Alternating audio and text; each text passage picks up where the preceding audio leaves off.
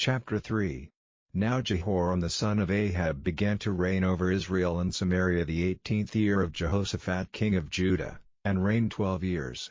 And he wrought evil in the sight of the Lord, but not like his father, and like his mother, for he put away the image of Baal that his father had made. Nevertheless he cleaved unto the sins of Jeroboam the son of Nebat, which made Israel to sin, he departed not therefrom. And Mesha king of Moab was a sheepmaster, and rendered unto the king of Israel 100,000 lambs, and 100,000 rams, with the wool. But it came to pass, when Ahab was dead, that the king of Moab rebelled against the king of Israel. And King Jehoram went out of Samaria the same time, and numbered all Israel. And he went and sent to Jehoshaphat the king of Judah, saying, The king of Moab hath rebelled against me, wilt thou go with me against Moab to battle? And he said, I will go up. I am as thou art, my people as thy people, and my horses as thy horses. And he said, Which way shall we go up? And he answered, The way through the wilderness of Edom.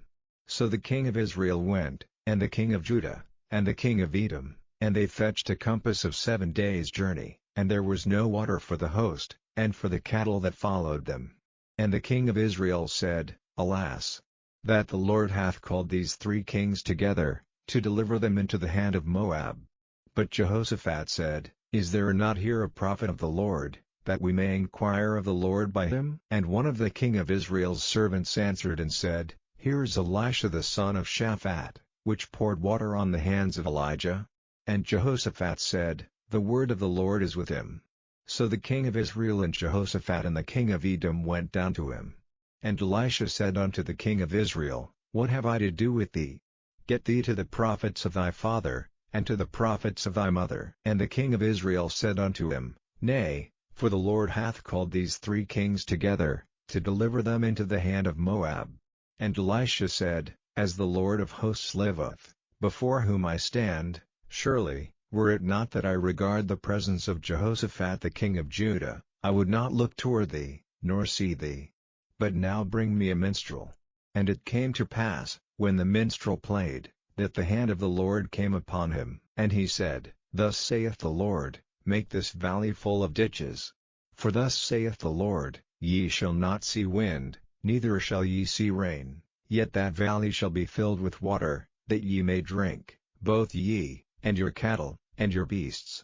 And this is but a light thing in the sight of the Lord, he will deliver the Moabites also into your hand. And ye shall smite every fenced city, and every choice city, and shall fell every good tree, and stop all wells of water, and mar every good piece of land with stones. And it came to pass in the morning, when the meat offering was offered, that, behold, there came water by the way of Edom, and the country was filled with water. And when all the Moabites heard that the kings were come up to fight against them, they gathered all that were able to put on armor, and upward, and stood in the border. And they rose up early in the morning, and the sun shone upon the water, and the Moabites saw the water on the other side as red as blood, and they said, This is blood, the kings are surely slain, and they have smitten one another. Now therefore, Moab, to the spoil. And when they came to the camp of Israel, the Israelites rose up and smote the Moabites, so that they fled before them, but they went forward smiting the Moabites, even in their country. And they beat down the cities, and on every good piece of land cast every man his stone, and filled it, and they stopped all the wells of water, and felled all the good trees, only in Kir-Hareseth left they the stones thereof, howbeit the slingers went about it, and smote it.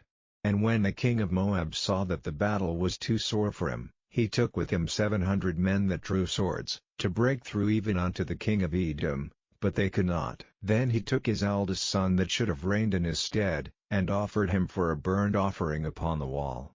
And there was great indignation against Israel, and they departed from him, and returned to their own land.